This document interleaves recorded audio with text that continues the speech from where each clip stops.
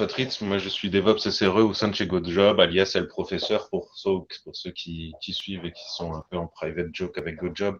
En fait, je suis un Raspberry addict et je viens du monde du développement, passer par différentes phases d'architecture, de CTO et après faire du consultant en DevOps.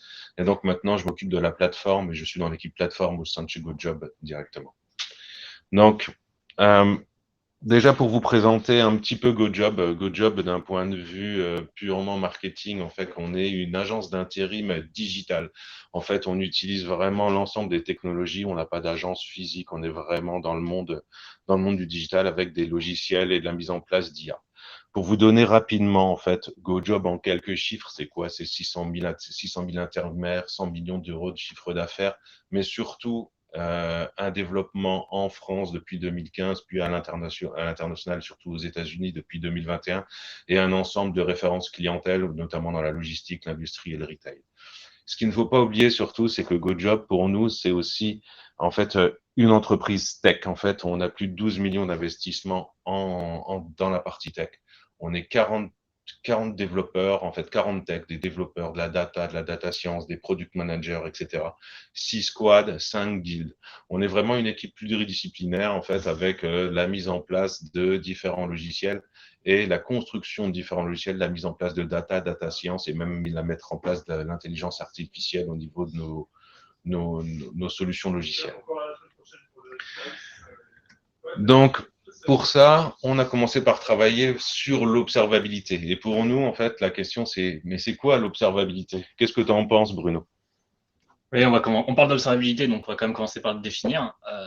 Je pense que c'est pareil pour tout le monde, hein. Ça fait 6 mois qu'on est matraqué par l'IA de partout. Moi, j'ai ChatGPT qui apparaît partout sur notre timeline, sur ma timeline de Twitter, par exemple. Et donc, on s'est dit, fallait bien mettre un petit peu d'IA aussi dans notre talk. Donc, on a demandé à ChatGPT qu'est-ce que c'était que l'observabilité. Je vous ai mis sa réponse qui est assez construite, assez précise. Je ne veux pas vous la lire en entière, mais ce qu'il faut retenir, c'est que l'observabilité, c'est la capacité donc de surveiller ces systèmes en se basant sur 3 piliers qui sont les 3 types de données collectées. Ce qu'on appelle les journaux, donc les logs en anglais, les métriques et les traces. C'est ce qu'on va notamment vous présenter au cours de cette présentation. Le but de l'observabilité, en fait, c'est de pouvoir détecter et diagnostiquer les problèmes, et c'est possible même de les diagnostiquer avant que nos utilisateurs s'en rendent compte. C'est vraiment un enjeu de proactivité. Mais surtout, l'important ici, en fait, c'est aussi de savoir d'où on partait chez GoJob. En fait, pour ça, ce qui va être important, c'est déjà de connaître notre stack et de voir les différentes révolutions technologiques qu'on a pu avoir chez GoJob. Je vais te laisser présenter un petit peu la stack de chez GoJob. Et donc, GoJob a été créé en 2015. Dès le début, le choix a été fait de partir sur une stack complète en JavaScript, donc front et back. Et donc, à l'époque, en 2015, l'état de l'art de l'écosystème JavaScript, c'était la main stack, c'est-à-dire AngularJS en front-end, Node.js et la librairie Express pour la partie back-end, et MongoDB en storage. On avait aussi un petit peu de RabbitMQ pour la partie messaging, et le tout était hébergé chez Scaleway, avec du coup PM2 comme process manager pour orchestrer et redémarrer les nodes, les process si jamais il y avait des soucis. Donc, au niveau infrastructure, je laisse on peut dire un petit peu. À l'époque, merci. À l'époque, en fait, sur l'infrastructure chez GoJob, on était vraiment au top de la technologie. En fait, on avait mis en place une grosse VM et en fait, sur cette grosse VM, on avait fait quoi? On avait donc déployé l'ensemble de nos applications dans différents Node.js. On avait déjà quand même un petit scheduler qui était PM2. Tout ça déployé chez Scaleway. Et en fait, on a pu tout déployer à l'intérieur. Cependant, en fait, quand il y avait un problème sur cette machine, ben, on était comme toute startup qui démarre, en fait, on était un peu tous aveugles. On ne voyait pas, les développeurs étaient obligés de se connecter à la machine. C'était un petit peu un point côté. On n'avait aucune métrique et on était vraiment sur cette partie aveugle et les développeurs devaient se connecter sur ces machines-là. Par contre, en 2018, il y a eu une première révolution. Je te laisse présenter la suite. Ouais, GoJob a accompagné l'évolution de l'écosystème JavaScript avec l'explosion de TypeScript en 2018. Sur la partie front-end également, AngularJS a perdu en vitesse. Donc, GoJob a accompagné la migration d'une grosse partie de l'écosystème sur React avec le framework Next. Sur la partie back-end également, on est resté sur Node.js, mais on est parti avec le framework Nest qui s'appuie également énormément sur TypeScript. Partie stockage, MongoDB a montré un petit peu ses limites d'un point de vue DX et productivité. Donc, il y a eu un gros retour en arrière sur le stockage éprouvé que représente PostgreSQL. Tous les nouveaux projets sont partis sur Postgre. Et on a commencé progressivement à migrer sur GCP, donc Google Cloud Platform. Donc on a d'abord utilisé GCS pour la partie stockage de fichiers, PubSub en remplacement de RabbitMQ pour la partie messaging. Et donc l'infrastructure, on a commencé à migrer sur GCP avec Compute. Et également la grosse révolution de l'époque, en plus de TypeScript côté JavaScript, et puis GKE surtout côté infrastructure. C'est pas François? Oui, mais en fait, c'était aussi la grande époque, on mettait des microservices partout, c'est-à-dire on a tout découpé, tout le monde a eu des gros monolithes qui ont été découpés en plein de microservices. On a créé des microservices de partout. Donc, la mise en place de Kubernetes, la containerisation de nos applications, c'était le point, le point en excellence. Donc, ça veut dire qu'on est arrivé vraiment sur une architecture, mais en fait, une architecture cluster K8S assez classique, avec nos pods, nos différents nodes. Cependant, derrière tout ça, en fait, ça a simplement demandé à nos développeurs d'être de plus en plus compétents sur la partie Kubernetes. Et donc, de pouvoir, techniquement, en fait, ne rien voir de plus qu'avant, à part se dire, en fait, pour pouvoir accéder à mon log ou à mon monitoring, en fait, je me connecte à mon Kubernetes, je peux quand même avoir un petit peu de monitoring en ayant les informations dans Google, mais c'est tout. Enfin, on n'avait pas de monitoring, donc comme je l'ai dit, on avait des choses dans Google, on avait bien une télé, un écran qui avait été mis en place dans le bureau. En fait, on était capable de simplement de se connecter et de dire, voilà, je vois le nombre de connexions à Postgre, et puis on pouvait se dire, ah là, c'est moi qui viens de me connecter, là, c'est quelqu'un d'autre, ah, on a une charge, mais c'était tout ce qu'on avait avant 2022. Et surtout, l'une des problématiques qu'on avait, c'était notamment la partie alerting. On était dans la pire des situations possibles, c'est-à-dire qu'en fait, l'ensemble de notre alerting avant était principalement humain. On distingue deux types de personnes chez nous, deux types d'utilisateurs, les go-jobbers qui sont les intérimaires et les go-jobbies qui sont les personnes en charge de faire le recrutement, ou la paye, etc.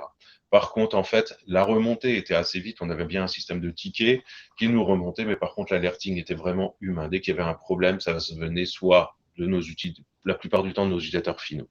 On n'avait pas beaucoup d'automatisation, quoique on en avait un petit peu. On avait mis en place du Bugsnag qui nous envoyait un certain nombre d'alertes dans Slack. Mais que faisaient les développeurs de ces alertes? C'était pas très optimisé, ça envoyait un message sur chaque erreur en production, et en fait, du coup, ça matraquait beaucoup. Et la plupart des développeurs avaient simplement mute le channel, donc c'était un embryon d'alerting qui a été complètement mis de côté. Donc, c'est là où, en fait, où nous sommes arrivés, tous les deux. Moi en 2021, fin 2021 et Bruno en avril 2022, en fait, on a pu mettre une équipe globale sur tout ça, une équipe en fait qui comprend vraiment un dev, un ops et puis faire la relation entre les deux et surtout de faire fonctionner tout ça. Mais pour ça, on a dû définir ensemble avec les différentes équipes, quelle était notre définition de l'observabilité, quel était notre besoin en termes d'observabilité. Mais en fait, notre besoin à nous, il était assez clair, c'est d'avoir en fait une vue complète de l'idéation à la production, en fait, des chaînes de CI/CD jusqu'au changement des applications. On voulait avoir vraiment ce point-là de façon à avoir en fait des KPI sur l'ensemble des points, jusqu'à essayer de monitorer et de voir la nature des incidents pour comprendre ce qu'il se passe. Donc, pour ça, en fait, la première étape qui a été mise en place, c'est que fin 2021, on a pris une prestation pour nous aider et puis pour faire un diagnostic sur différentes solutions et différentes stacks de monitoring possibles. Donc, le choix qui a été pris et qu'on a fait, c'était de prendre, en fait, sur la partie log, en fait, une stack élastique, et l'Elastic Stack avec la partie Elasticsearch, la mise en place de Kibana, qui était l'interface de référence. Et pour la partie Metrics, en fait, le classique duo qui était Prometheus et Grafana, et de profiter de ce que nous donnait Elastic pour faire toute la partie APM. Donc, on avait vraiment une stack qui nous permettait de voir le point complet sur tout ça. Mais l'observabilité, Bruno, tu vas nous en parler un petit peu plus en termes de pyramide? Oui, en fait, on a présenté les 3 piliers de l'observabilité. Et en fait, rétrospectivement, on s'est rendu compte que le chemin qu'on a suivi, en fait, correspondait pas mal à la notion de pyramide d'observabilité. Elle est constituée de 3 étages, en fait. C'est-à-dire le premier étage, c'est l'observabilité au niveau infrastructure. en se concentrant sur cet étage-là, en fait, on parvient à répondre à des questions, par exemple, est-ce que le serveur est démarré, est-ce que j'ai une consommation CPU élevée, ou est-ce qu'il y a suffisamment d'espace disque. C'est vraiment le premier étage qu'on a consolidé, c'est par là-bas qu'on a commencé. Ensuite, une fois qu'on était assez solide sur cet étage-là, on est passé sur l'observabilité côté application. Donc, cet étage-là permet de répondre, par exemple, à des questions telles que est-ce que mon application génère des exceptions dans le runtime? Est-ce que les messages PubSub ou Rabbit sont consommés avec une vitesse suffisante? Est-ce que mes batchs, les cron jobs sont lancés avec succès ou pas?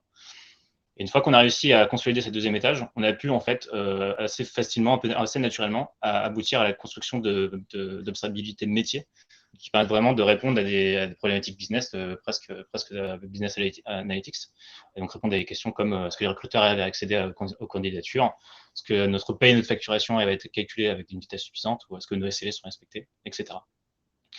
En fait, cette notion de pyramide, on ne l'a pas inventée. En fait, elle est très bien décrite par Mostafa Biomi dans son article Monitoring Microservices Techniques. Donc, si jamais vous voulez approfondir le sujet, n'hésitez pas à le lire. Il y a énormément de sujets très intéressants. Donc voilà, le premier étage qu'on a consolidé, comme je disais, c'était infrastructure. Et là-dessus, infra, c'est toi qui étais à manœuvre. Bah oui, le premier étage, en fait, ce sont les étages d'infrastructure. Et en fait, c'est les premiers dashboards qui ont été construits et c'est les premiers dashboards qui donnent un premier effet wow sur la partie applicative et qui, en fait, nous a permis de voir très vite, en fait, des latences, de voir très vite si nos applications tournaient, de voir également un point sécurité qui était en place. Mais ça, en fait, ça a aussi appelé d'autres besoins, des besoins qui étaient un peu plus complexe et un peu plus lié aux besoins de tout ce qui était CXO chez nous. C'est-à-dire, en fait, voir en fait le côté FinOps, voir comment on peut améliorer nos ressources, c'est-à-dire pouvoir se connecter directement aux coûts qu'on a pu avoir au niveau de l'utilisation de GCP, voir si en fait l'ensemble de nos ressources sont correctement utilisées. Et également de pouvoir aussi monitorer petit à petit en fait des besoins en termes de CI/CD. Petit à petit, on a vu qu'on avait des temps de CI/CD qui étaient de plus en plus importants et qui en fait n'étaient qu'un ressenti. Donc, on a vraiment eu un premier effet. Ouais, on va dire, ouais, vraiment le monitoring, ça nous sert au niveau de la partie infrastructure et même de pouvoir développer ça sur nos applications. Et en plus, ça nous a donné en fait des besoins et des consolidations de roadmap au niveau de tout ce qui était FinOps et tout ce qui était CI/CD. Mais en plus de ça, en fait, on a commencé à faire peur petit à petit aux développeurs, notamment en fait avec la mise en place de vues sur les temps de réponse de nos applications, des choses qui n'étaient pas imaginables au niveau de la seconde sur le web qu'on ne pouvait pas vraiment gérer. Et également des points sur des points de sécurité avec des requêtes. On est aux États-Unis et en France, mais des requêtes qui provenaient de partout. Donc des choses qui n'étaient pas forcément visibles jusqu'à présent. C'est pour ça que la suite se fera dans une deuxième étape, non pas sur la partie infrastructure, mais directement sur nos applications.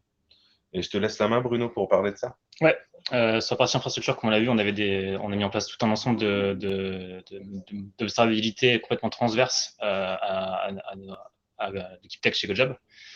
Et donc, lorsqu'on a eu ça qui a été consolidé au niveau applicatif, on est venu vraiment se concentrer sur les équipes de dev. Chaque équipe de dev a un périmètre vraiment précis d'un point de vue business. Donc là, il a fallu venir trouver un moyen de gérer une stabilité qui soit partagée sur plein d'applications différentes. Le premier pilier sur lequel on s'est attaqué, c'est la gestion des logs. Et donc, petit rappel, comme l'a présenté François, nos applications sont déployées dans un cluster Kubernetes. Ce cluster est constitué de nœuds, donc c'est-à-dire de machines virtuelles, qui font tourner donc des conteneurs Docker, containers RD, dans lesquels donc tournent nos process applicatifs développés par nos équipes de dev. Ces process applicatifs émettent des logs sur la sortie standard, et ce de manière distribuée dans tout le cluster. Donc, la grosse problématique pour gérer notre stabilité de logs au sein de notre infrastructure, elle est sur deux niveaux. Elle est en amont de la sortie standard, réussir à développer des méthodologies, des outils qui soient standardisés pour que toutes les équipes de dev aient les mêmes formats, les mêmes pratiques de génération de logs. Et ensuite, en aval, une fois qu'on crache les logs sur la sortie standard, venir collecter et agréger ces logs et les mettre à disposition des développeurs pour éviter qu'ils fassent ça en kubectl avec une DX pas forcément terrible. Donc, première partie, c'est en amont. Je vous apprends rien, mais donc un process applicatif, ça fait tourner du code source. Ce code source, pour pouvoir tourner, il s'appuie sur une collection de librairies. Nous, on est donc en JavaScript, en écosystème Node.js. Donc, ces librairies, elles se définissent avec le fameux package.json. Et donc, ce qu'on a fait pour standardiser toutes les pratiques, c'est on a simplement créé une librairie NPM en interne qu'on a sobrement appelée GoJobLogger. Donc, s'il y a des développeurs parmi vous, ce que je vais présenter, ça va vous parler. Si jamais il y a des ops ou des gens qui ne sont pas trop habitués à coder, je vous demande de vous accrocher 2 secondes. On va revenir à des choses intéressantes un peu plus loin. Donc, petit exemple de configuration pour donner vraiment du concret. Notre librairie, comment elle s'utilise? En fait, voici les quelques lignes de configuration qu'on préconise dans les équipes de dev d'appliquer. C'est vraiment la configuration minimale. Ce qu'on voit sur ces quelques lignes, c'est que on définit un logger service qui va être configuré soit en mode développement, soit en mode de production, en fonction des variables d'environnement. Ce qu'il faut retenir, c'est que le mode de dev, en fait, on va le voir, mais il génère des logs au format texte user-friendly, tandis que le mode de production, on verra, il crache des logs au format JSON. Et ensuite, ce service, une fois qu'il est configuré, il est réexporté dans toute notre application. On utilise Nest, donc on a notre service d'injection de dépendance qui est à l'œuvre. Donc ces lignes-là, c'est les lignes minimum. Chaque équipe de dev est libre de rajouter des configurations, de customiser, de rajouter s'ils veulent de la coloration ou même de les désactiver. Il y en a qui trouvent ça moche. Enfin, voilà, on laisse quand même la liberté de customiser pour chaque équipe. Et donc ensuite, petit exemple pour illustrer concrètement comment ça fonctionne. Je vous ai tiré ça, c'est un code de production un petit peu simplifié, mais l'approche reste la même de ce qui tourne en production chez nous. Donc, GoJob, c'est une agence d'intérim. On travaille avec énormément de clients. Chaque client a ses spécificités métiers pour gérer sa paye. Et donc, on a ce qui s'appelle leur référentiel de paye. Ce petit command number, là, ce qu'il fait, c'est qu'il récupère le référentiel de paye d'un client et il vient le découper et l'intégrer en base de données. Donc, on a la notion de HQ, ça correspond donc à un headquarter de nos clients. Par exemple, là, ici, en l'occurrence, Fnac ou Morgan. Le JSON, c'est un gros fichier qui contient l'ensemble du référentiel de paye de nos clients. Donc là, juste dans la logique, on vient faire de la validation. On vérifie qu'il n'y ait pas de tirette en doublon, parce que c'est quelque chose qui n'est pas censé arriver, mais bon, on sait comment ça se passe. Elle n'est pas censée, ça arrive. Et ensuite, on découpe et on insère en DB. On a eu des problèmes assez réguliers que justement des erreurs d'insertion parce qu'il y avait des tirettes en doublon, donc ça a empêché la digestion des référentiels et donc ça bloquait toute la paye pour nos clients en un mois donné. C'est quelque chose d'assez gravissime d'un point de vue run chez GoJob. Donc, pour mettre en place de l'observabilité là-dessus, qu'est-ce qu'on fait? On a juste à injecter notre logger service. On vient loguer chacune des exécutions avec un niveau info, donc juste pour savoir que ça s'est passé.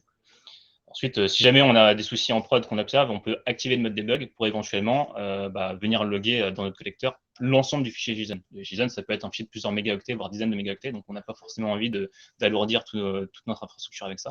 Donc c'est pour ça que c'est un switch manuel. Et ensuite, en cas d'erreur, on log l'erreur avec le niveau approprié et on vient ajouter en contexte du log le fameux siret qui est problématique pour pouvoir agir le plus vite possible. Et donc, petit goodies, en fait, ce qu'on voit en première ligne, c'est qu'on a mis un contexte de log, le headquarter. Il suffit juste de l'ajouter ici. Et en fait, cette valeur va être utilisée dans tous les logs qui suivent, sans avoir besoin de le préciser à chaque fois. On va voir à quel point c'est pratique juste après. Donc, le développeur, une fois qu'il a ajouté ses logs, il est content. Lorsqu'il lance son serveur en local, voilà ce qu'il voit en fait dans sa console d'exécution. Donc, on retrouve les différents niveaux de log avec des petites couleurs pour préciser la gravité. On retrouve notre contexte additionnel de log structuré qui apparaît en plus. Et le message d'erreur de la même manière avec le siret dupliqué en question. Comme je vous l'ai évoqué, le HQ est ajouté automatiquement.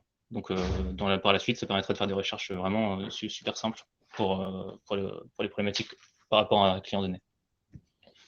On a également ces 2 champs qui n'ont pas été précisés par le développeur. En fait, c'est l'account ID, c'est l'identité de l'utilisateur qui fait l'action. Et le trace ID, c'est l'ID de trace distribuée. On le verra, ça permet de corréler avec les traces APM. C'est extrêmement pratique pour le debug. Donc tout ça, c'est bien beau. Si le développeur met ça en production, chacune des lignes va sortir sur la sortie standard. Mais si jamais il y a une erreur qui pop, on ne va pas demander au développeur d'aller déterminer quel est le bon pod pour savoir. Il ne va pas s'amuser à regarder chacun des pods les uns après les autres pour comprendre ce qui se passe. Ça scale pas du tout. Et donc on arrive sur la partie en aval, l'agrégation des logs. Justement, c'est là en fait où la stack élastique va nous permettre, notamment via Filebit, de récupérer en fait les sorties standards et en fait les logs de la sortie standard de chaque pod et de pouvoir les injecter directement dans un daemon set qui se trouve sur chaque nœud Kubernetes, qui est le daemon set de Filebit, pour pouvoir petit à petit les agréger et les intégrer à Elasticsearch. Simplement, de ce côté-là, en fait, il nous manque un petit peu de... Pour pouvoir les indexer, Elastic, il a besoin que ces logs soient organisés d'une certaine manière. Effectivement, et Elasticsearch, c'est un moteur de recherche par défaut qui est capable d'ingérer du texte libre. Si on prend chacune des lignes de la sortie standard en soi, les recherches vont être assez complexes puisqu'il va falloir chercher par mots-clés. Et donc, ce qu'on a fait, comme j'avais évoqué tout à l'heure, en fait, on a fait en sorte que les modes de production, ils génèrent une ligne de JSON structurée pour que Elastic puisse en fait automatiquement indexer chacun des champs qui sont à l'intérieur. Ça nous permet ensuite derrière de faire des recherches par champ indexé. C'est extrêmement pratique parce qu'Elastic est assez flexible. Lorsqu'il découvre un nouveau champ, par exemple un nouveau champ qui a été ajouté dans un contexte de log, il va automatiquement l'indexer et le mettre à disposition pour les recherches. Donc là, ce qu'on voit, c'est les 3 lignes de log qu'on a vu juste avant en format JSON. Et ce qu'on voit, donc la dernière ligne avec une belle stack trace qui va également être indexée automatiquement. Voilà, c'est géré comme il faut. Donc on a surtout fait en sorte de ne pas utiliser de grok ou de regex ou ce genre de choses. J'ai déjà testé dans un post précédent, j'en suis revenu vivant, mais je ne fais surtout pas réitérer l'expérience. Donc voilà, pas du tout de problématique de ce côté-là. Et donc, une fois que ces logs sont digérés, indexés dans notre instance d'Elasticsearch, on a l'interface Kibana, on l'a évoqué, qui est donc mis à disposition des développeurs. Et donc, pour finir ce use case, si on prend l'exemple de Kibana, là, ce qui se passe, c'est qu'en faisant une simple recherche sur HQ Fnac, on peut voir sur une seule interface l'exécution de cette commande pour Fnac sur l'ensemble des pods, quelle que soit la distribution des requêtes dans le cluster. Et donc, dans notre cas, celui qui nous intéresse, c'est les erreurs de secrets en doublon. On les retrouve donc directement pour rajouter une recherche, si on veut, sur duplicated secrets, en l'occurrence. Et Kibana, c'est très pratique, il suffit juste d'appliquer sur expand et on accède à l'intégralité du contexte du log en question. Et donc, très facilement, on peut récupérer le secret en doublon, en l'occurrence. Donc, c'est le genre d'approche qui nous a permis de gagner énormément de temps en temps de debug, en temps d'astreinte, lorsqu'on nous a fait remonter des problèmes. Là, on a réussi vraiment à optimiser énormément nos temps de recovery sur les incidents. Petit goodies également, Filebit, comme il est déployé en daemon set, on a aussi énormément de contexte d'exécution de Kubernetes. Donc ça permet aussi de croiser avec des problématiques éventuellement d'infra, de pods qui soient malades ou de nodes qui soient un peu dans les clous. Et donc au global, on a eu une appropriation assez rapide de la librairie et de l'approche de collection, et également de Kibana au sein de nos équipes. Ça a été très productif, on était assez heureux. Aujourd'hui, maintenant, c'est un outil dont personne ne se passerait à GoJob. De la même manière, en fait, on a intégré au GoJob une autre stack, qui est la stack Prometheus Grafana, pour pouvoir faire la partie Matrix. Et là, du côté applicatif, avec l'ensemble des développeurs, qu'est-ce que vous avez fait, Bruno? On a fait pareil. C'est-à-dire qu'on a créé notre propre librairie GoJob Monitoring pour toute cette partie-là. Toujours dans le but de standardiser et d'avoir des métriques et des valeurs, des approches qui soient les mêmes au sein des différentes équipes.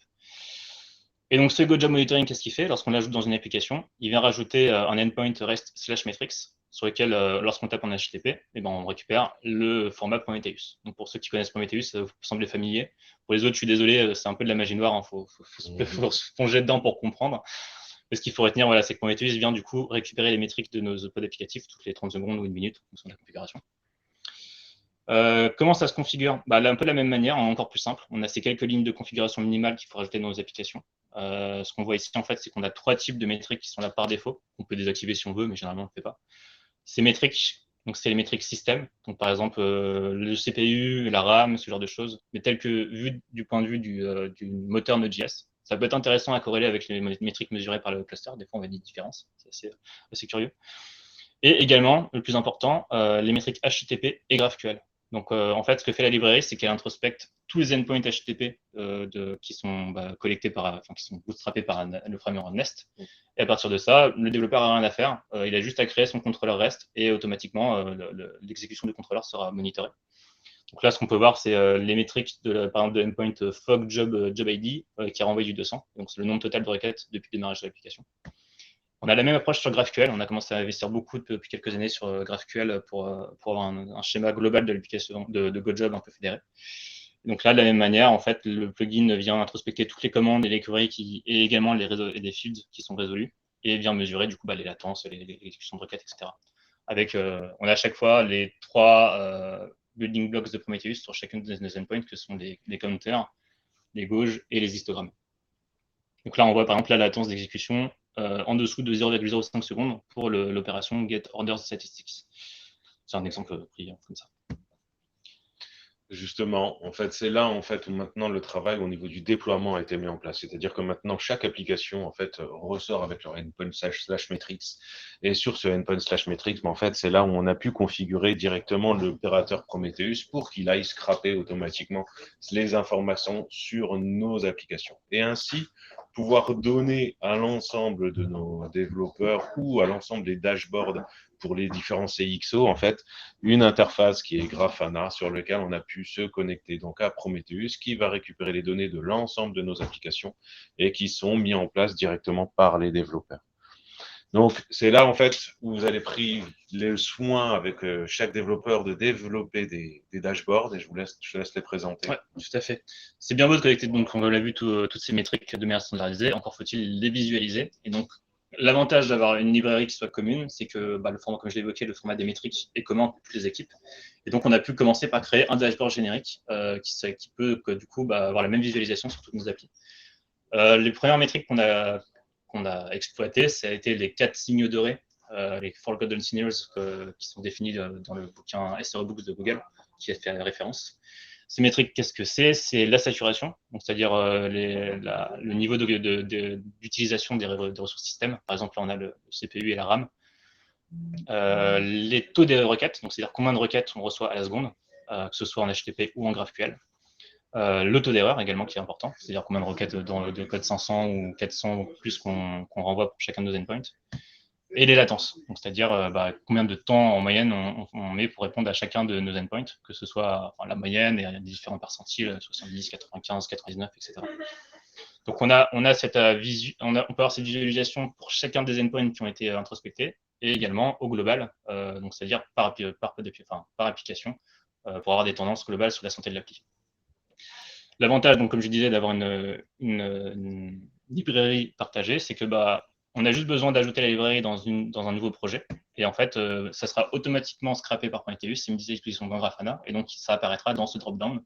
Donc ce dashboard est commun à tout GoJob, et dès qu'on crée un nouveau microservice, il apparaîtra automatiquement ici. Donc au niveau de l'adoption, c'est vraiment génial. Ça a permis de la même manière d'avoir une adoption très rapide. Là également, on a pu détecter assez rapidement lorsqu'on mettait on faisait des mises en production un petit peu bancales qui faisaient exploser le taux d'erreur. C'était visible tout de suite. On a pu mettre de l'alerting sur ce genre de choses. De la même manière, on a pu détecter des endpoints un peu critiques sur lesquels on observait des latences un peu au-delà de nos seuils de tolérance. Donc on a énormément gagné en visibilité sur le comportement global de nos systèmes avec cette approche. Donc voilà, le dernier pilier, c'est les traces. Alors là, ça va être encore plus rapide, les traces distribuées. On n'a rien développé, on a juste pris la librairie Elastic APM pour Node.js sur étagère, on l'a installé dans nos applicatifs, on a juste configuré pour dire je vais envoyer, on envoie les traces sur notre collecteur, sur notre instance de cloud.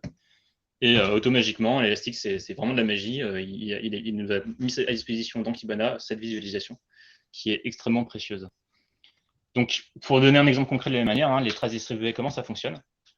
Et une fois que toutes les applications sont instrumentées par la librairie, on peut du coup regarder énormément de métriques additionnelles du niveau de la performance, mais surtout, chacune des requêtes, qu'elles soient HTTP ou GraphQL, qui passent dans le système, elles sont disséquées et ensuite on peut être observées sur cette visu. Donc, ce qu'on voit là, les différentes barres en fait, qui sont colorées, c'est le temps d'exécution pour une requête HTTP donnée à travers les systèmes. Donc, l'instrumentation commence dès nos front-ends, donc nos interfaces web. Là, on voit quand l'utilisateur a créé un clic ici au tout démarrage, là, ça a lancé l'instrumentation. Et ensuite, on voit la requête donc, qui part du front-end et ensuite qui passe dans nos différents systèmes. Donc, on a une gateway qui permet de faire l'authentification et du routing des différents applicatifs. Ensuite, là, en l'occurrence, on est sur l'ouverture d'une facture. Donc, on a notre microservice de gestion des factures qui vient récupérer la data dont il a besoin. Et dans cette data, il y a également des informations qui viennent d'autres systèmes. Donc, en l'occurrence, on a notre V1, qui est notre monolithe historique, qui est encore en mid-stack AngularJS, qu'on n'a pas encore réussi à débrancher. Donc, il y a encore des données qu'on a retirées de ce service-là. Et ensuite, on a une dernière requête qui passe sur notre microservice de gestion des commandes, qui va récupérer des infos pour calculer la facture.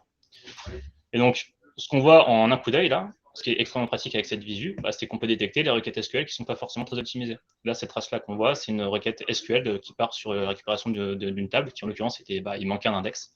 Et donc, on avait un full scan qui n'était pas du tout optimisé, qui plombait la latence globale de la requête. Et donc, par ce jeu d'observation des métriques qui nous donnent des tendances sur des endpoints et ensuite de dissection avec l'APM pour se comprendre exactement d'où viennent les bottlenecks, on a réussi en fait en itérant et en pivotant comme ça à, au global, optimiser énormément les latences et les performances globales de nos API. Également, comme j'évoquais tout à l'heure, ce qui est très pratique dans l'APM, on clique sur ce drop-down, on clique sur Trace Logs, et là, en fait, on pourra récupérer, grâce au Trace ID qu'on avait rajouté en contexte dans GoJob Loggers, intégrer, afficher les logs applicatifs qui correspondent à cette trace. Donc, on a également une forte corrélation en fait, entre les traces distribuées et les logs de nos applications, ce qui est extrêmement précieux également lorsqu'on fait du debug et de l'investigation d'erreurs. Et voilà, donc comme je l'évoquais, on a réussi à énormément bétonner ce deuxième niveau, et en fait, assez naturellement, on en est arrivé à créer à consolider le troisième étage, c'est-à-dire la construction de métriques métiers, de métriques business.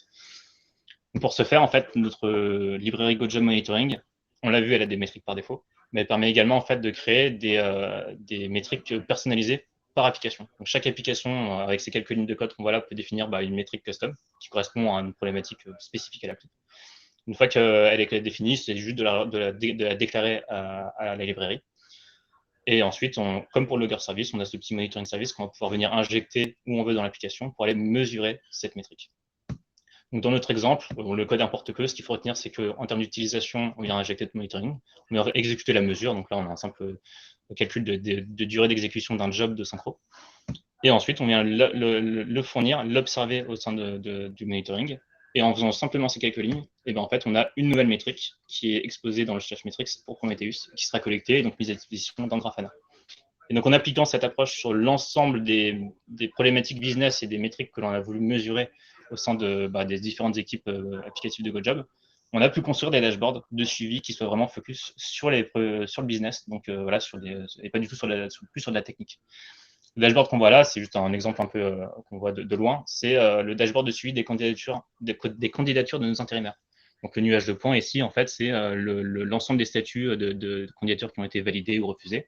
Ici, on voit par exemple tout l'envoi des SMS au sein de notre provider qui s'appelle Twilio, qui est un suivi absolument critique. Si jamais on a des incidents sur cet envoi-là, les candidats ne reçoivent plus de statut. On coupe un petit peu le flux du business de GoJob, donc c'est assez critique. Un autre exemple, là, c'est mais plus familier parce que c'est celui de ma squad. C'est le dashboard de suivi du calcul de synchronisation entre notre paye et notre facturation. Donc la paye est gérée par un prestataire externe, mais la facturation, c'est nous qui la calculons. On a une énorme plomberie de synchronisation qui est assez critique pour le calcul de la génération de notre chiffre d'affaires. Et donc, grâce à ce dashboard, on a pu suivre, on peut à toute instance se faire une idée de l'état de santé de la synchro et même par-dessus créer des alertes pour savoir dès qu'il y a un problème et ne pas attendre que ce soit nos gestionnaires qui nous fassent remonter des soucis. Donc voilà, c'est bien beau d'avoir mis des outils, mais après, pour que nos développeurs s'en approprient, il n'a pas suffi simplement de dropper des outils et de dire allez, en avant les gens.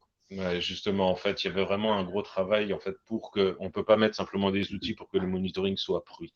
En fait, il faut vraiment mettre en place toute une culture de l'observabilité, c'est-à-dire montrer l'intérêt de l'observabilité pour l'ensemble des acteurs de la tech ou de la non-tech au sein de chez GoJob. Et pour ça, en fait, on a commencé par les techs, on a commencé par les développeurs, notamment en ayant mis des tools, mais surtout en créant une formation et en faisant des formations sur l'ensemble des outils qu'on a mis en place, des formations sur Grafana, sur Prometheus, sur Kibana, de façon à ce que l'ensemble des développeurs voient l'intérêt aussi bien dans le cadre du debug que dans le cadre du développement. Et ça, c'était le point le plus important, de façon à ce que les gens et l'organisation qu'on a actuellement en mode Spotify, c'est-à-dire en différentes squads, en différentes tribes, en fait, permettent de dire, techniquement, on a le point complet et on sait quoi faire. Mais pour ça, on a aussi mis en place une guilde, donc une guilde transverse entre l'ensemble des squads, qui est une guilde dédiée à l'observabilité, à l'alerting, de façon à éviter à ce qu'on fasse du flood et qu'on fasse trop d'informations ou qu'on se noie très vite dans l'information, que ce soit plus lisible chez nous. Sans les développeurs, l'observabilité, là, elle ne servait pas à grand chose. Mais par contre, ça leur a permis de comprendre aussi certaines choses, c'est-à-dire de pouvoir reprendre, ah tiens, j'ai un schéma un peu spécial qui ressemble en dents de scie, qui est un truc assez connu, notamment en fait pour montrer qu'on est sur des memory leaks et en fait qu'on a des crashs successifs de nos pods. Donc c'était assez typique de ce qu'on peut trouver, mais qu'on n'avait pas l'habitude de voir avant. De la même manière, en fait, il y a eu un gros travail qui a été fait notamment sur les post-mortem, c'est-à-dire que lorsqu'on avait des problèmes en prod ou en pré-production, en fait, on essayait de comprendre ce qu'il y avait. Au départ, les impacts, ils étaient assez documentés, mais très sur j'ai vu ça, c'est bon, on l'a corrigé, on l'a fait.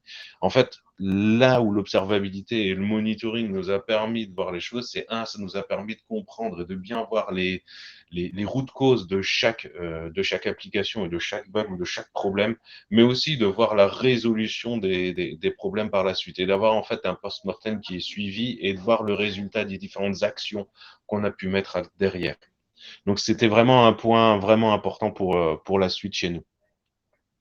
Mais comme on l'a vu préalablement, en fait, on ne voulait pas forcément avoir une multitude d'outils au niveau de notre partie monitoring. Il faut bien voir que tout au départ de la chaîne, on a nos développeurs. Nos développeurs sont là pour comprendre, ou des développeurs ou des opérationnels chez nous, mais une personne qui va suivre tout ça.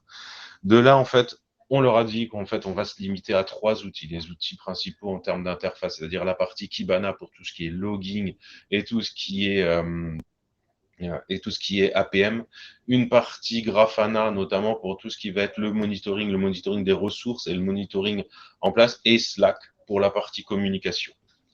Donc, de là, en fait, le gros point était sur la partie data source. On utilise forcément les data sources classiques et les data sources en duo de chaque stack, c'est-à-dire Elasticsearch pour la partie Kibana et la partie Prometheus pour la partie Grafana. Là, on a dû récupérer l'ensemble des données, donc via Filebit au niveau des logs, qui a pu récupérer des logs sur nos nœuds Kubernetes, mais également des logs sur nos applications. De la même manière, pour pouvoir récupérer en fait des informations dans Prometheus pour avoir de l'alerting un petit peu plus temps réel, en fait, on a quelque chose, on a dû mettre en place en fait les nodes exporteurs qui sont les exporteurs classiques pour avoir les informations sur Kubernetes. De la même manière, on a pu faire notre endpoint/matrice qui correspond à nos apps exporteurs de façon à récupérer les informations sur nos applications, mais pas que.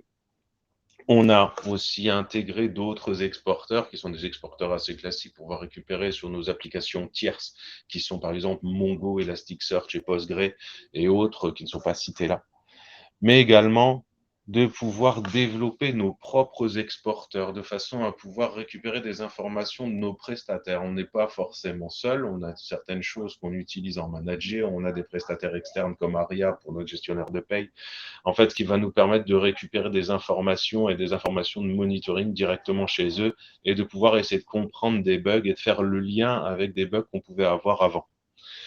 Et également, en fait, monitorer des choses qui n'étaient pas forcément monitorées classiquement dans le cadre du DevOps. En fait, on utilise beaucoup de no-code. Il y a plusieurs conférences qui existent faites par nos collègues sur la partie no-code, mais aussi de monitorer le no-code directement au niveau de Grafana, c'est-à-dire en monitorant soit les coûts, les taux d'utilisation, combien de fois elles sont utilisées par jour, est-ce qu'elles ont bien fonctionné, etc. Et en fait, avoir un système d'alerting qui soit mis par Grafana ou Alert Manager derrière, tout ça connecté sur Prometheus. Donc, derrière, ce qu'on a également, c'est qu'on a utilisé différentes data sources. On a utilisé principalement BigQuery, notamment pour avoir des dashboards qui vont nous servir soit sur la partie CXO ou pour avoir un historique plus long sur nos métriques ou nos problèmes qu'on peut rencontrer. Alors, pour ça, on a déjà un premier monitoring qui nous a servi, c'est sur la partie GitLab. On a développé un système en récupérant les webbooks de GitLab de façon à pouvoir monitorer le temps de nos jobs, les types de jobs, le nombre de fois qu'on met en production, le temps que prend chaque pipeline de façon à comprendre et ne pas avoir que une vue de l'esprit que pouvaient avoir les développeurs en disant tiens c'est long, tiens c'est pas très long, on pourra le voir comme ça. Donc là c'est tout un développement qu'on a pu faire en interne chez nous. On a aussi récupéré des informations provenant de Twilio ou même de GitLab en utilisant de l'Airbyte et de façon à pouvoir consolider toutes nos données, de pouvoir les mettre dans BigQuery et donc d'aller pouvoir parser, récupérer, transformer et les mettre dans BigQuery pour qu'on puisse après les visualiser dans Grafana. On a aussi, comme tout le monde, on est sur du GCP, du GKE, donc récupérer les informations financières, les informations de coûts directement dans BigQuery.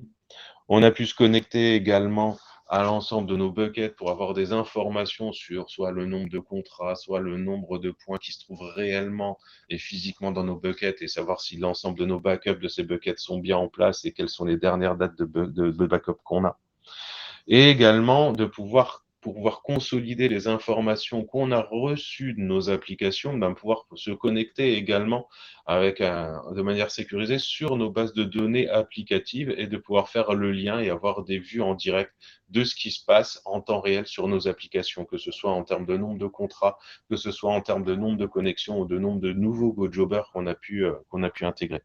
Mais ce, en travaillant sur l'ensemble de nos bases de données Postgre, MySQL, qui nous permet d'avoir vraiment des dashboards très complexes. On a de plus en plus de dashboards qui représentent nos données, qui représentent notre vision métier et surtout, en fait, qu'est-ce qui se passe à tout moment dans notre application. Mais le monitoring, c'est aussi une organisation. Certes, on a tous ces outils, on a tout mis, on a formé les gens, on les a mis, mais par contre, il fallait l'intégrer au niveau de chaque squad. Donc maintenant, en fait, dans notre organisation, comme je l'ai dit, on est organisé en mode Spotify par squad, avec chaque fois un PM, un PO, des développeurs front, des développeurs back, une partie DevOps, les guilds qui travaillent, mais on a aussi intégré très vite, en fait, toute la partie monitoring et dashboard. C'est-à-dire que sur cette partie, en fait, l'ensemble des nouveaux développements n'existe plus sans qu'en fait, on mette en place les golden signals, que ce soit automatiquement ou des dashboards qui sont dédiés pour tel ou tel développement. Mais également, en fait, un alerting. En fait, on a beaucoup moins de bruit, on a beaucoup moins de channel Slack, en fait, qui bipent tout le temps et qui font des fausses erreurs parce qu'en fait, c'est vraiment au niveau du développement et dès le développement que le monitoring est pris en compte, pardon. Mais pour être plus synthétique sur tout ça, en fait, qu'est-ce que ça nous a apporté vraiment la mise en place du monitoring? Il faut bien croire, on était presque aveugles avant que Bruno et moi, on travaille sur la partie monitoring. Ça nous a permis de travailler sur une roadmap de FinOps, de bien comprendre qu'est-ce qui se passe et est-ce qu'on utilisait trop ou pas assez de ressources, de travailler sur toute la partie chaîne de CI/CD. On va le voir tout à l'heure, c'est qu'on a pu travailler vraiment sur ce point-là pour diminuer les temps d'existence. Et également sur la partie sécurité.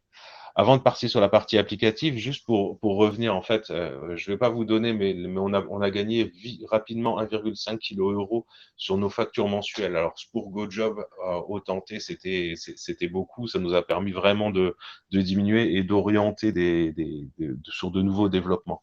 On a pu travailler sur des pipelines qui ont été beaucoup moins longs. On avait des sons de cloche qui nous disaient oui, nos pipelines sont longues. Oui. En fait, oui, il y avait bien 40 minutes de pipe pour certaines pipelines qu'ils prenaient, qu'on a pu descendre à 15 minutes sans forcément tout transformer au niveau du dev et au niveau de la pipeline, mais juste en mettant des choses en parallèle et en utilisant peut-être des ressources plus appropriées pour le faire. Et surtout, au niveau applicatif, en fait, on a pu mettre en place les services monitors, on a pu identifier des latences à différents niveaux, des latences au niveau de la base de données, des latences au niveau des requêtes HTTP, le nombre d'appels qui étaient faits par nos fronts, les performances et surtout sur la partie debug. On a pu globalement voir divisé par 3 le temps de debug qu'on avait avant, où c'était une recherche où il fallait se connecter, avoir des sachants sur la lecture du log, tandis que là, on a vraiment des dashboards et on sait sur quelle équipe s'appuyer, rien qu'avec les noms des dashboards qu'on a mis en place. Et surtout, en fait, on n'a pas une multitude d'outils, on s'est concentré sur, on va dire, 2 outils graphiques qui sont Kibana et Grafana, et qui fait que nos développeurs, en fait, je dirais, ils sont dans un mode happy dev parce que vraiment, ils se concentrent que sur ça. Et en fait, c'est eux qu'ils ont défini qui leur permettent de savoir ce qui se passe et comment c'est organisé.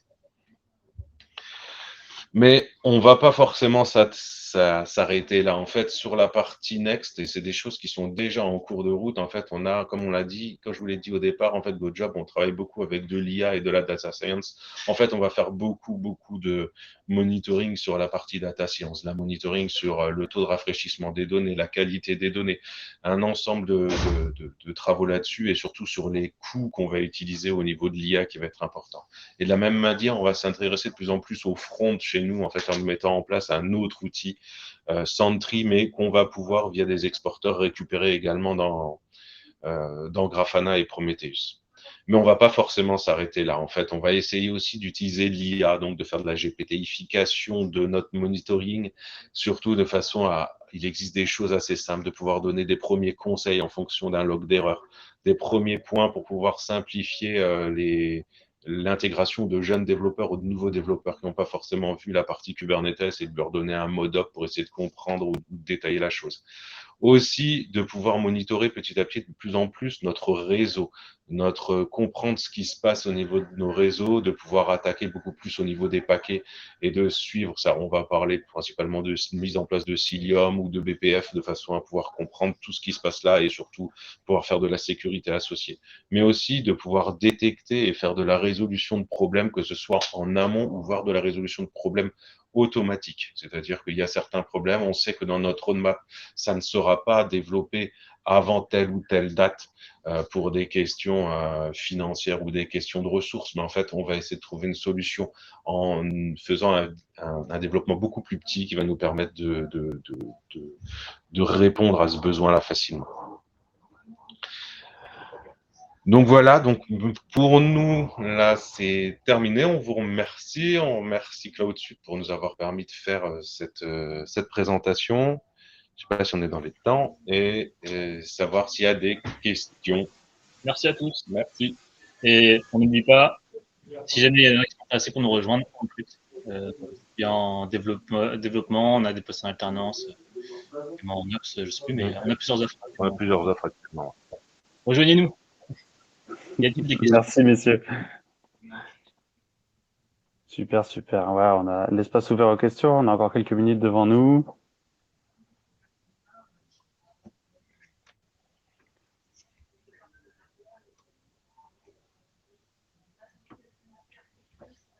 Merci pour ce retour.